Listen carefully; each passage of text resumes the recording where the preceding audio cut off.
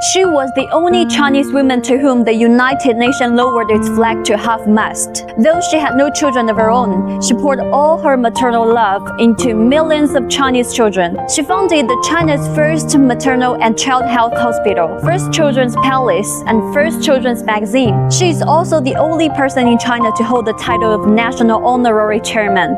When New China was founded in 1949, Chairman Mao personally invited her to attend the founding ceremony.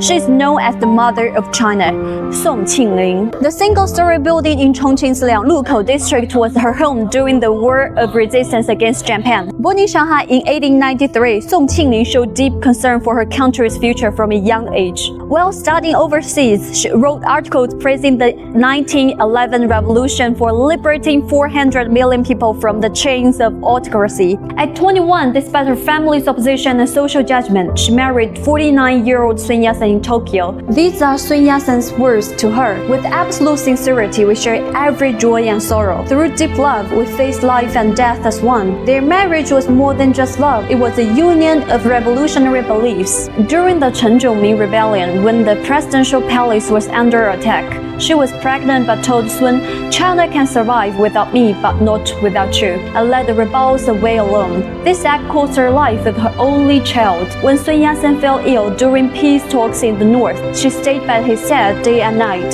helping prepare for the National Assembly. After his death in 1925, she signed his will as Sun Song Qingling and vowed to carry on his mission of allying with the Soviet Union, cooperating with the Communist Party, and supporting farmers and workers. This is a British piano, one of her most beloved possessions during her time in Chongqing. She often played it to comfort exiled artists and intellectuals. A holographic display here shows how graceful she looked while playing. In 1944, she hosted the Cultural Workers Meeting here, inviting progressive writers like Guo Moruo and Xia Yan to discuss strategies for resisting Japan. On the second floor is her old office, where she reestablished the China Defense League. Using her global reputation and sharp mind, she broke through blockades to raise funds, medicine, and medical supplies for the war effort. This is where she met guests from all over the world. She helped organizations like the British Council for the Relief of China and the American Medical Bureau for China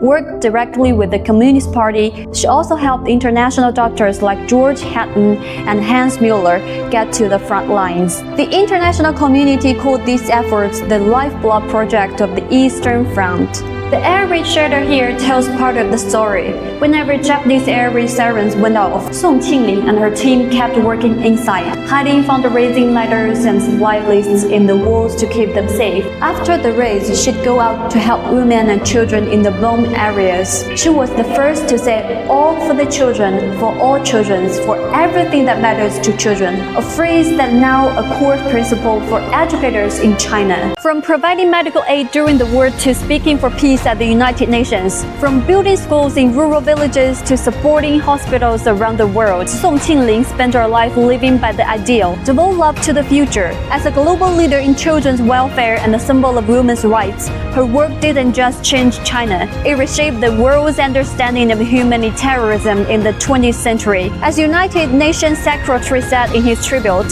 her spirit will always inspire humanity to fight for peace and progress. Okay, that's all for today's video. If you want to know more about Chinese culture, don't forget to follow me. See you in my next video. Bye!